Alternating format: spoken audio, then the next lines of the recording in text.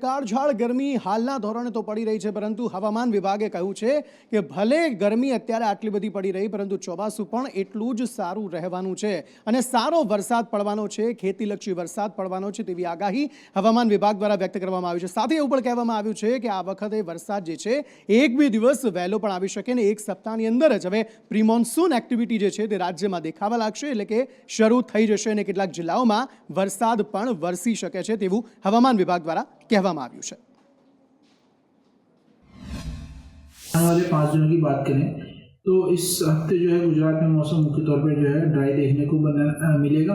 साथ ही साथ अगर हम बात करें पिछले 24 घंटों में कैसा रहा है वेदर, उसमें जो है मुख्य तौर पे हम अधिकतम तापमान की बात करें तो उसमें सबसे अधिकतम तापमान 42.1 डिग्री सेल्सियस सुरेंद्रनगर में तथा अहमदाबाद में 42 डिग्री सेल्सियस, गांधीनगर में 41.7 डिग्री सेल्सियस तापमान दर्ज किया गया है। और अगले आने वाले हफ्ते में भी जो है तापमान नोलार चेन में बना रहेगा विथ राइजिंग टेंडेंसी। कुछ जगहों पे तापमान 1 से 2 डिग्री राइज करेगा। तो ખેતીલક્ષી વરસાદ થવાનો છે, સારો વરસાદ થવાનો છે, ગરમીમાંથી રાહત મળવાની છે તેવી આગાહી હવામાન વિભાગ દ્વારા વ્યક્ત કરવામાં આવી છે અને લોકોને પણ રાહત આપનારા આ સમાચાર જે છે તે સામે આવ્યા છે। પરંતુ એ સમાચાર કે જેણે આખા ગુજરાત સહિત દેશને હચમચાવી નાખ્યો હતો, એ રાજકોટના અગ્નિકાંડમાં અત્યારે જે તપાસ થઈ રહી છે તેમાં અધિકારીઓના નામ પણ સામે આવે છે। તેમાં એક સૌથી મોટું નામ ટીપીઓ જે એમડી સાગઠિયાનું નામ સામે આવ્યું છે। એમડી સાગઠિયાને લઈને એક મહત્વનો પુરાવો જે છે તે સંદેશ ન્યૂઝના હાથે લાગ્યો। સંદેશ ન્યૂઝના હાથે એ રજિસ્ટર લાગ્યું જેમાં ટીપી શાખાના અધિકારીઓ કર્મચારીઓ જે છે તે અંદર એન્ટ્રી કરતા હોય છે અને તેવામાં એ ગેમ ઝોન કે જેમાં 27 જિંદગીઓ જીવતી ભૂંજાઈ ગઈ, તે ગેમ ઝોનના સ્ટ્રક્ચરને તોડી પાડવાના આદેશ જે છે તે આપવામાં આવ્યા હતા। આખરે કઈ રીતે આ રજિસ્ટર હાથ લાગ્યું, રજિસ્ટરમાં કઈ બાબતોનો ઉલ્લેખ જે છે તે કરવામાં આવ્યો છે, મયુર પાસેથી વધુ વિગતો મેળવીએ। મયુર,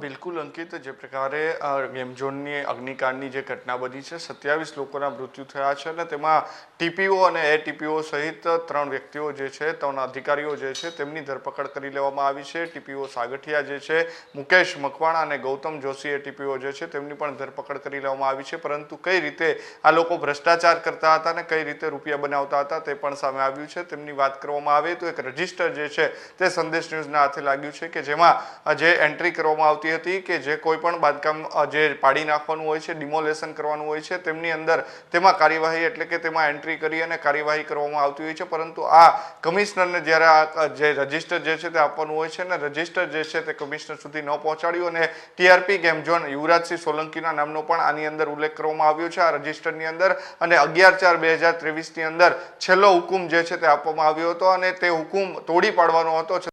પણ પ્રકારની ડિમોલેશનની ટીઆરપી ગેમ ઝોનની અંદર કામગીરી કરવામાં ન આવી અને આખરી જે આ બધા એટીપીઓ અને ટીપીઓ સહિતના જે અધિકારીઓ જે છે તે રૂપિયા ખંખેરતા રહ્યા ટીઆરપી ગેમ ઝોનના માલિકો પાસે અને આવડી મોટી દુર્ઘટના આજે ઘટી છે અને 27 લોકોના મોત થઈ ચૂક્યા છે। ત્યારે તમામ અત્યારે જે ક્રાઇમ બ્રાન્ચ જે છે તેમના દ્વારા ત્રણેયની ધરપકડ કરી લેવામાં આવી છે અને આખરી કાર્યવાહી કરવામાં આવી રહી છે। પરંતુ 11/4/2023 ના રોજ આ જ બાંધકામ તોડી પાડવાનો મનાઈ હુકુમ જે છે તે 260 કલમ 1 મુજબ કરવાનો હતો કે જેમાં ડિમોલેશનની કામગીરી કરવાની હોય છે, પરંતુ કરવામાં નથી આવી। આખરે આ ગેમ ઝોન જે છે તે અગ્નિકાંડમાં ડેથ ઝોન બની ગયો હોય તેવા દ્રશ્યો સામે આવ્યા હતા। જી મયુર, બનેલા રહેજો અમારી પાસે અને વધુ વિગતો આપની પાસેથી મેળવવાની છે, કારણ કે આ જ મામલામાં કે 1 વર્ષ પહેલા આખો ગેમ ઝોનનું જે સ્ટ્રક્ચર છે તેને તોડી પાડવાના આદેશ હતા, પરંતુ એ કાર્યવાહી આ ભ્રષ્ટ અધિકારીઓએ ન કરી અને રૂપિયા લેતા ગયા સંચાલકો પાસેથી અને તેમણે કામગીરી ન કરી। એ કામગીરી કે જે સ્ટ્રક્ચર છે તેને તોડી પાડવાની કામગીરી હતી, એ કામગીરી કે આ 27 જિંદગીઓ જે બુઝાઈ ગઈ, જીવતા ભૂંજાઈ ગયા,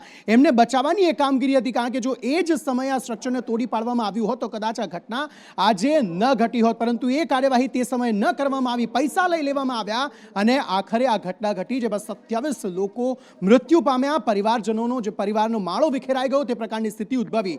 હવે આ સમગ્ર મામલામાં એ પણ સવાલ થાય કે આટલા રૂપિયા, કારણ કે 75,000નો જ્યારે જે સેલરાઇડ વ્યક્તિ હતો તેની પાસે આટલી સંપત્તિ ક્યાંથી આવી? તેમાં વધુ એક ખુલાસો થયો છે કે વધુ એક સંપત્તિ જે છે તે એમડી સાગઠિયાના નામે હોવાની માહિતી પ્રાપ્ત થઈ રહી છે। એક પેટ્રોલ પંપ તે પણ એમડી સાગઠિયાનું હોવાનું જે છે તે સામે આવ્યું છે। અલગ ધણી નામનું પેટ્રોલ પંપ જે છે તે એમડી સાગઠિયાનું હોવાનું સામે આવ્યું। મયુર પાસેથી આ અંગે વધુ વિગતો મેળવીએ। મયુર, બિલકુલ ટીપીઓ સાગઠિયા જે છે તેમનો 75,000 રૂપિયા પગાર હતો ને એક બાદ એક સંપત્તિ બેનામી હોય તેવું સામે આવી રહ્યું છે. સૌ પ્રથમ તેનું ફાર્મ હાઉસ જે છે તે વીરપુર પાસે આવેલું છે ને ત્યારબાદ 300 વારની અંદર યુનિવર્સિટી એટલે કે પોસ્ટ વિસ્તારની અંદર તેઓ બંગલો બનાવી રહ્યો છે. અને બીજી આજે વધુ એક ખુલાસો એ પણ થયો છે કે 1 કરોડ રૂપિયા સુધીની આજે 150 ફૂટ રિંગ રોડ ઉપર જે છે તેમની ઓફિસ હોવાનું પણ સામે આવ્યું છે. તેમના ભાઈના નામે તેમનો દસ્તાવેજ છે, પરંતુ ક્યાંક પાવર ઓફ એટર્ની જે છે તે મનસુખ સાગઠિયાના નામે હોવાનું સામે આવ્યું છે. ત્યારે વધુ એક જે સંપત્તિ તેના નામે હોવાનું સામે આવ્યું છે. જામનગર રોડ ઉપર પેટ્રોલ પંપ અલગધણી નામનો ચલાવતો હોવાનું સામે આવ્યું છે. તે તેમના પરિવારના નામે આ પેટ્રોલ પંપ હોવાનું પણ સામે આવ્યું છે. એક નહીં પરંતુ ત્રણ પેટ્રોલ પંપ જે છે તેમના નામે હોવાના પુરાવાઓ જે છે તે સામે આવ્યા છે. અને સાગઠિયા મનસુખ સાગઠિયા જે છે તેમના એક બાદ એક વધુ સંપત્તિઓના બેનામી સંપત્તિઓના પુરાવા જે છે તે સામે આવી રહ્યા છે. અને પોતાની બે સંપત્તિઓ કરોડો રૂપિયાની સંપત્તિઓ ઊભી કરી છે, કારણ કે માત્ર 75,000 રૂપિયાનો પગારદાર હોવા છતાં પણ આ પ્રકારની સંપત્તિઓ ક્યાંથી આવી તે પણ એક મોટો સવાલ થઈ રહ્યો છે. જી આભાર મયુર સમગ્ર માહિતી આપવા માટે. એટલે કે પેટ્રોલ પંપ પણ હતું, અનેક બંગલા તેના નામે હતા, ફાર્મ હાઉસ તેણે બનાવી રાખ્યા હતા, અનેક જગ્યાએ બિલ્ડિંગો ઊભી કરી દીધી હતી.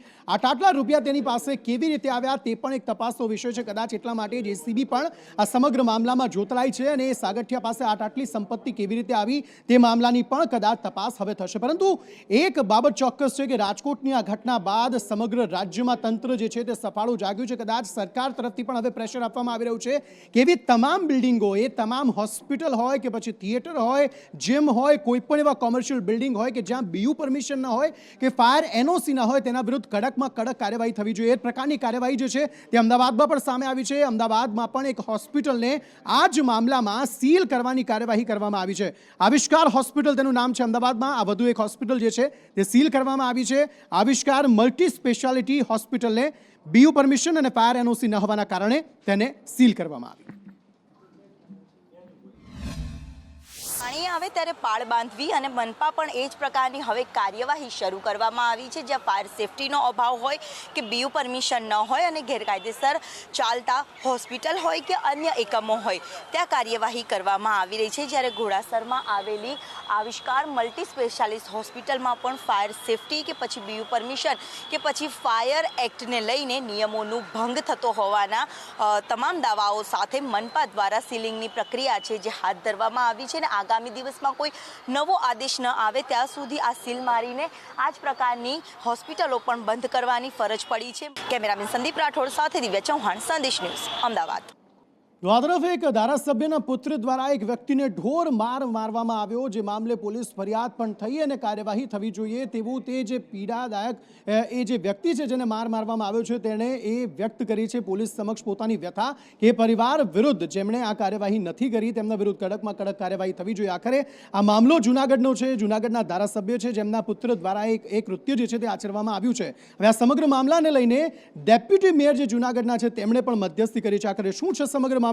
પ્રતિક પાસેથી વધુ વિગતો મેળવીએ. પ્રતિક. અંકિત, ગોંડલના પૂર્વ ધારાસભ્ય જયરાજસિંહ જાડેજા અને હાલના ગોંડલના ધારાસભ્ય ગીતાબા જાડેજાનો પુત્ર ગણેશ ગોંડલ કે જેણે થોડા દિવસ પહેલાં જ મારામારી કરી હતી, એક વ્યક્તિનું અપહરણ કર્યું હતું, ત્યારબાદ તેને ઢોર માર્યો હતો અને ત્યારબાદ આ સમગ્ર મામલે પોલીસ ફરિયાદ પણ નોંધાઈ છે. અને હવે પોલીસ ફરિયાદ નોંધાતાની સાથે જ માતા અને પિતા બંને આ સમગ્ર મામલે સમાધાન કરવા માટે હવે મેદાને આવ્યા છે. અગાઉ તેમના પિતા દ્વારા પણ સમાધાન માટેના પ્રયાસ કરવામાં આવ્યા હતા, પરંતુ હવે તેમને માતા દ્વારા સમાધાનના પ્રયાસ કરવામાં આવ્યા છે. સમગ્ર મામલે જૂનાગઢના ડેપ્યુટી મેયર ગિરીશ કોટેચાનો પણ એક ઓડિયો ક્લિપ વાયરલ થઈ હતી કે જેમાં તે જે ફરિયાદી છે તે ફરિયાદીના પિતાને સમાધાન કરવા માટેના પ્રયાસ કરતા હતા. તેમના દ્વારા રૂપિયાની પણ ઓફર કરવામાં આવી હતી, 50 લાખ રૂપિયાની ઓફર આ સમગ્ર મામલે સમાધાન કરવા માટે થઈ હતી. પરંતુ હવે જે ફરિયાદી છે, ફરિયાદીના પિતા પણ સમાધાન કરવા માટે તૈયાર નથી. તેઓ કહી રહ્યા છે કે અમને ન્યાય જોઈએ છે, કારણ કે આ જે કૃત્ય કરવામાં આવ્યું છે તે કૃત્ય માફીને લાયક નથી. કારણ કે જે ગોંડલ છે, ગણેશ ગોંડલ જે છે તેના દ્વારા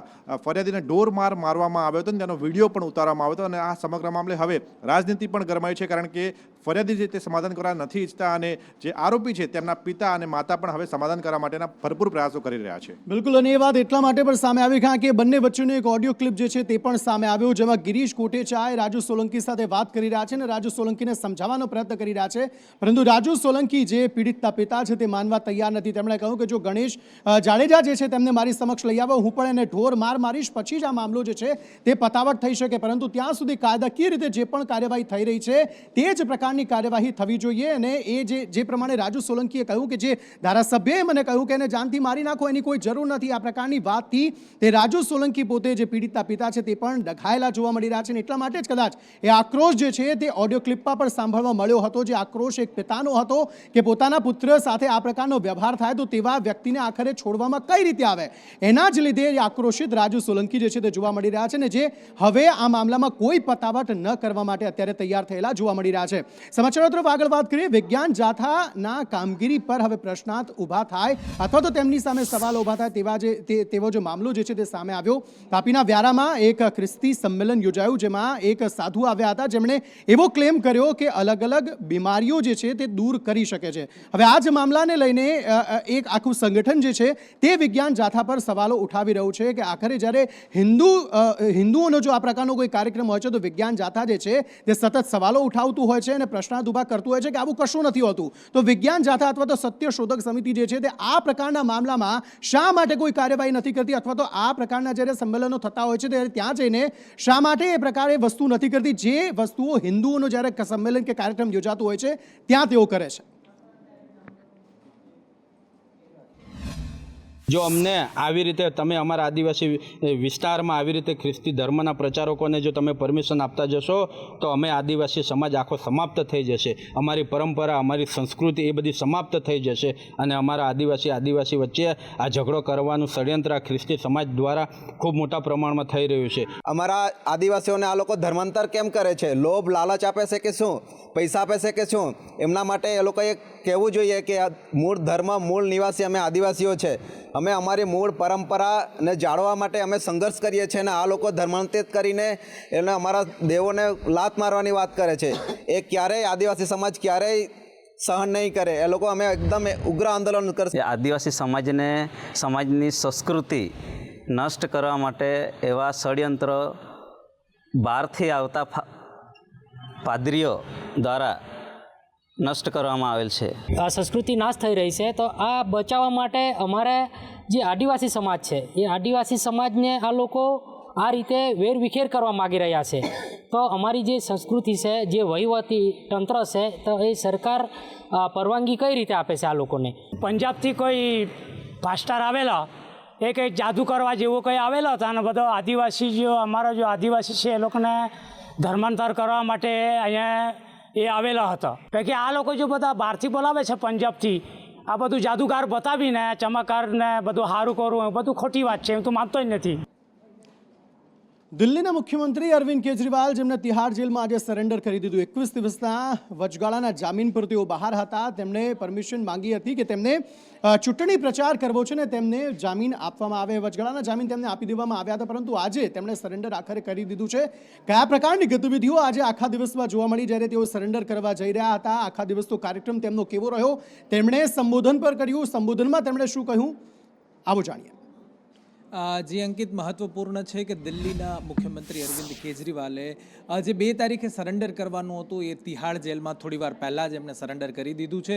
સુપ્રીમ કોર્ટ પાસે એમણે જામીનને એક્સટેન્ડ કરવાની પણ મદદ માંગી હતી પરંતુ સુપ્રીમ કોર્ટે ફટકાર કરી હતી કે ભાઈ એમના જામીન વધારવામાં નહીં આવે. જો કે આજની ગતિવિધિનો ક્રમ જોવામાં આવે તો તેમણે સવારના પોરમાં ત્યાંથી માતાજી અને પિતાના દર્શન કર્યા બાદ રાજઘાટ પર ગાંધીજીને શ્રદ્ધાંજલિ આપી. ત્યારબાદ કનોટ પ્લેસમાં બજરંગબલીના દર્શન કર્યા હતા. બજરંગબલીના દર્શન કર્યા બાદ જે આમ આદમી પાર્ટીના કાર્યકર્તાઓને સંબોધન કર્યું હતું તેમણે ખૂબ મહત્વપૂર્ણ એક નિવેદન પણ આપ્યું છે કે 4 જૂને મંગળવાર છે અને બજરંગબલીનો વાર છે ત્યારે બજરંગબલી આ તાનાશાહોનું રાજ ખતમ કરશે અને સુપ્રીમ કોર્ટનો પણ આભાર માન્યો હતો કે મને 21 દિવસના જામીન આપ્યા અને હું ચૂંટણી પ્રચાર કરી શક્યો. જોકે મહત્વની વાત છે કે તેમણે ઘણા બધા બીજા નિવેદનો પણ આપ્યા છે જે આવનાર દિવસોમાં તેમનું શું થશે તેને લઈને પણ એમને નિવેદન આપ્યા છે. જી આભાર ધવલ સમગ્ર માહિતી આપવા માટે. અને 21 દિવસના જે જામીન તેમને મળ્યા તેમાં અલગ અલગ ચૂંટણી પ્રચારમાં તેઓ ગયા હતા, પંજાબ પર તેઓ ગયા હતા, અન્ય જગ્યા પર તેઓ ગયા હતા અને તે આમ આદમી પાર્ટીની સાથે ઇન્ડિયા ગઠબંધનને વધુને વધુ સીટો મળે તે પ્રકારના પ્રયત્નો કરતા મુખ્યમંત્રી અરવિંદ કેજરીવાલ જે છે તે જોવા મળ્યા. પરંતુ ફરી એકવાર તેમણે સરેન્ડર કરી દીધું છે. જે શરતોને આધીન તેમને જામીન આપવામાં આવ્યા હતા તે શરત તેમણે પૂર્ણ કરીને આજે તેમણે સરેન્ડર કરી દીધું છે. સમાચારો તરફ આગળ વાત કરીએ સુરતની. સુરતમાં એક કોર્પોરેટર સામે આવ્યા જેમની પણ આરોપ લગાવવામાં આવી રહ્યો છે કે તેમણે તેમના સંબંધ સુધીનું ગેરકાયદે બાંધકામ હતું જેને તોડવાનું હતું તે તોડવાની કામગીરી જે છે તે તેમણે અટકાવી દીધી. આ સમગ્ર મામલાને લઈને હવે જે ત્યાંના જે સ્થાનિકો છે, રહીશો જે છે, તેમનામાં ભારે રોષ જોવા મળી રહ્યો છે કે જ્યારે બાંધકામ જ ગેરકાયદેસર છે તો પછી તેને તોડવામાં શા માટે અટકાવવામાં આવી રહ્યું છે તેવા આરોપ જે છે તે સ્થાનિકો લગાવતા જોવા મળી રહ્યા છે. સુરત શહેરમાં ગેરકાયદેસર બાંધકામ તોડવા માટેની વારંવાર રજૂઆત કરનાર કોર્પોરેટર નરેન્દ્ર પાંડવ છે તે ફરી વિવાદમાં આવ્યા છે અને આ વખતે પોતાના કાકાનું જે બાંધકામ છે તે ગેરકાયદેસર હોય 10 ફૂટ માર્જિનની જગ્યા છે ત્યાં બાંધવામાં આવ્યું છે. બાજુની સોસાયટીના રહીશોએ વિરોધ કર્યો હતો. કાંઈ નહીં, 10 ફૂટ જગ્યા છોડી દે અને પછી એનું બાંધકામ જ્યાં કરવું હોય ના કરે. અને તકલીફ અહીંયા બધા છોકરાઓ મારા રમતા હોય, બધું કચરું આવે, એનું બધું કઈક જે કઈ વસ્તુ પડે તો અમારી ઈજા થાય ને છોકરાઓને. શું કહેશો તમે? એસી નું પાણી આવી શકે, સિનિયર સિટીઝન બેઠા હોય એના ઉપર કચરો પડી શકે છે. વિરોધ કરવામાં એ આવ્યો હતો. પહેલા અમે રજૂઆત કરી હતી, એમને બોલાવ્યા હતા, શાંતિથી વાટાઘાટ કરવાની હતી, પણ એ સત્તાનો પાવર ઉપયોગ કરીને અમે જનતાના વોટે જ તેને કોર્પોરેટર ચૂંટ્યા છે. તો શું સગા સંધિના હિસાબે એના રોટલા શેકવા ચૂક્યા છે કે જનતાના હિસાબે ચૂંટ્યા છે એમ? તો અમારી માંગ એટલી જ છે કે આ ડિમોલેશન કરવા આવ્યા તો સાહેબોને પણ ધમકાવતા હતા, અધિકારીઓને પણ ધમકાવતા હતા કે પહેલા શ્રીકુંડનું કરો એમ, અને અમને ધમકાવેલા છે. નરેન્દ્રભાઈ પાંડવ છે, એના છોકરા પણ અહીંયા આવીને ધમકી આપી ગયા હતા. એના જે આ કાકાનું કામ છે તો એનો ભત્રીજો પણ આવીને ધમકી આપી ગયા છે. અને ત્યાં સાહેબો ડિમોલેશન કરતા હતા ત્યારે પણ સાહેબોને પણ એમ કહેતા હતા કે આ તમને ખબર નથી કોનું છે એમ, તમે અહીંયા આવતા નહીં. એટલે આવી બધી શું સત્તાનો દુરુપયોગ કરવાનો છે? આ કોર્નરમાંથી એને 0 લેવલથી ચાલુ કર્યું છે અને આ બાજુ જઈને થોડુંક માર્જિન છે ને એને છોડ્યું જ નથી. આ બાજુ જતા દોટ છોડ્યું છે એને. એટલે અમારે ખાલી કહેવાનું એટલું જ છે કે સ્ટાર્ટિંગમાં જ એને બોલાવીને કીધું હતું કે ભાઈ તમે આ થોડુંક દૂરથી ચાલુ કરો એમ. તો પહેલા એને સીધી વાત કરીને પછી એને એની રીતે ધારું ચાલુ કરી દીધું છે. અને અત્યાર સુધી 2-3 વાર અમે આપણે રજૂઆત કરી એવા છીએ, કચેરીમાં જઈએ એવા છીએ, બધી કરી છે ફોર્માલિટી, પણ કોઈ એક્શન 5-6 પહેલી અરજી આપી છે, પણ કોઈ જાતની એક્શન લેતી નથી. પછી અમે મેયરશ્રી પાસે જઈએ એવા, કમિશનર પાસે જઈએ એવા, પછી થોડી ઘણી એક્શન ચાલુ થઈ તો એના માણસો આવી અને આ બધું બંધ કરાવ્યું છે. એટલે અધૂરું બાંધકામ તોડેલું છે. એટલે અમારી ખાલી માંગ એટલી છે કે આ ટોટલ જે ગેરકાયદેસર બંધ કરો, બસ. બાકી અમારી બીજી કોઈ માંગ છે નહીં. સોસાયટીનો અમે નકશો કઢાવ્યો ત્યારે ખબર પડી કે આની કોર માર્જિનની 10 ફૂટ જગ્યા આવે છે અને અમે સ્વેચ્છાએ ખાલી એને 5-7 ફૂટ મૂકીને હાલવાનું કીધેલું, પણ એ લોકો એગ્રી થયા ન હતા. તો ભાઈ એ લોકોનું એવું કેવું હતું પૈસા અમે ખર્ચેલા છે તો અમે બાંધકામ કરશું. નરેન્દ્રભાઈ અહીંયા આવ્યા હતા ને તો રીતસરના બધાને ધમકાવતા હતા અને જે લોકો ડિમોલેશન માટે આવ્યા હતા ને એને બી ધમકાવ્યા અને બધાના મજૂરોને નીચે ઉતારીને ભગાવી મૂક્યા કે તમને ખબર નથી આ તમે કોનું ડિમોલેશન કરવા આવ્યા છો. વાસ્તવિકતા બિલકુલ અલગ જ નીકળી છે. તેમના જ કાકાનું બાંધકામ છે તે ગેરકાયદેસર નીકળ્યું છે અને જે અધિકારી તોડવા આવી રહ્યા છે તે તેમને ધમકાવી રહ્યા છે અને રોકી રહ્યા છે. ત્યારે સમગ્ર મામલે જે બિલ્ડિંગના રહીશો છે તે અત્યારે જે આ રીતના કહેવાય કે કમિશનરને આવેદનપત્ર આપ્યું છે અને તાત્કાલિક અસરથી ગેરકાયદેસર બાંધકામ છે તે દૂર કરવામાં આવે તેવી માંગ કરી રહ્યા છે. કેમેરા પર્સન અજીત પટેલ સાથે મનીષ પરાર, સંદેશ સુરત.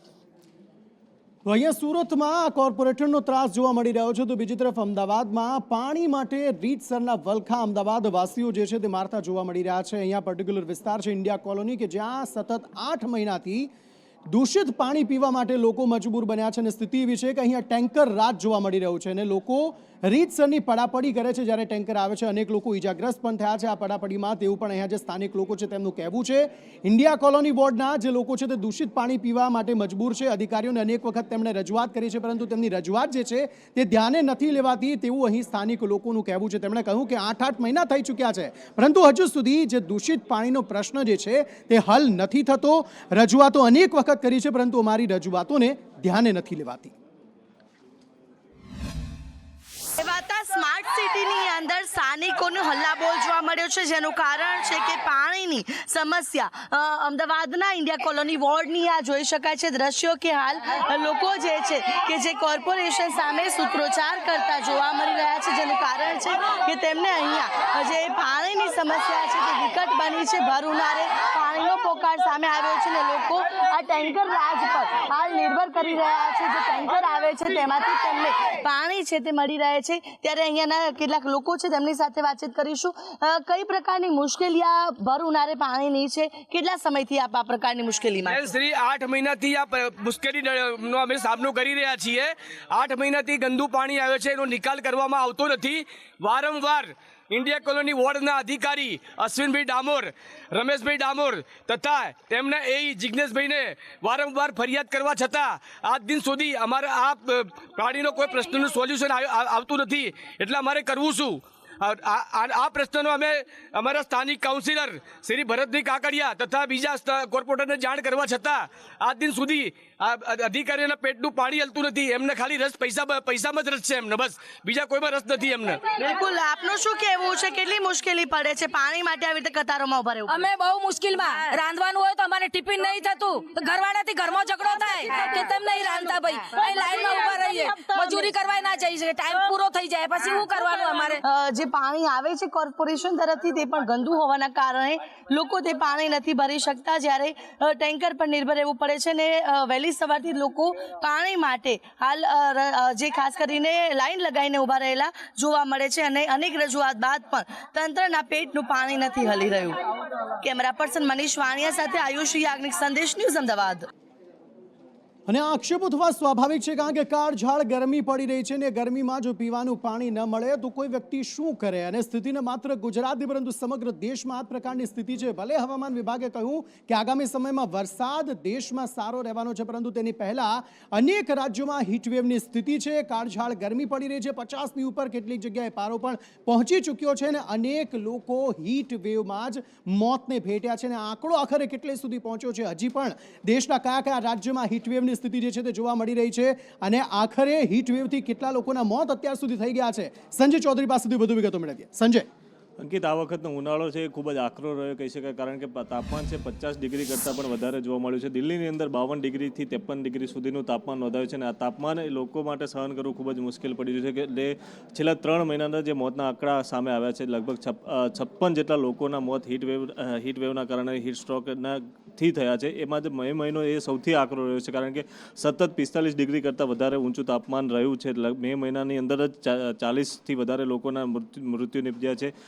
દિલ્હી, ચંડીગઢ, હરિયાણા છે, પંજાબ છે, ઉત્તર પ્રદેશ છે, આ તમામ રાજ્યોની અંદર હીટવેવની અસર જોવા મળી છે. સૌથી વધારે લોકોના મોત થયા છે. ગુજરાતની અંદર પણ તેની વ્યાપક અસર જોવા મળી છે. પર ઉત્તર ભારતની અંદર ખાસ કરીને મધ્ય ભારત, પૂર્વ ભારત આની અંદર હીટ સ્ટ્રોકની અસર વધારે જોવા મળી છે. પરંતુ રાહતની વાત એ છે કે હવે કેરળની અંદર ચોમાસું બેસી ગયું છે, અને એ ચોમાસુની આગળ વધવા માટે સાનુકૂળ સ્થિતિ છે. એટલે આગામી સમયની અંદર હીટવેવ અને હીટ સ્ટ્રોકના કારણે થઈને જે કેસ વધી રહ્યા છે તેમાં રાહત પણ મળી શકે છે. અંકિત, તરફ દેશમાં કાળઝાળ ગરમી પડી રહી છે, તેવામાં હિલ સ્ટેશન પર હવે લોકોનો ધસારો જે છે તે વધુ જોવા મળી રહ્યો છે. લોકો ત્યાં ઠંડક માણવા માટે મોટી સંખ્યામાં જઈ રહ્યા છે, અને 1-2 દિવસ કરતાં વધારે દિવસ સુધી ત્યાં રોકાતા પણ જોવા મળી રહ્યા છે. લોકો કહી રહ્યા છે કે અહીંયા કાળઝાળ ગરમીથી તેમને રાહત મળી રહી છે. बहुत फर्क है. हम निकले जब वहाँ से सूरत, गुजरात ले लो या चंडीगढ़ ले लो, वहाँ पे 48-47 डिग्री, मतलब पूरा दिन में पसीना छूट जाए, 10 मिनट भी बाहर ना रहे. और अभी ये दिन में बहुत यहाँ खुशनुमा पूरा जो एनवायरनमेंट है बहुत कूल है, बहुत मतलब ऐसा रहे कि घूमते ही रहो यहाँ पे. कोलकाता में तो बहुत गर्मी. हम लोग तब सोचा जी अभी कोई ठंडा जगह में जाना है. फिर हम लोग गूगल सर्च करके बहुत कुछ ढूंढा, फिर देखा ये बहुत अलग सा जगह है, एकदम बिल्कुल अलग.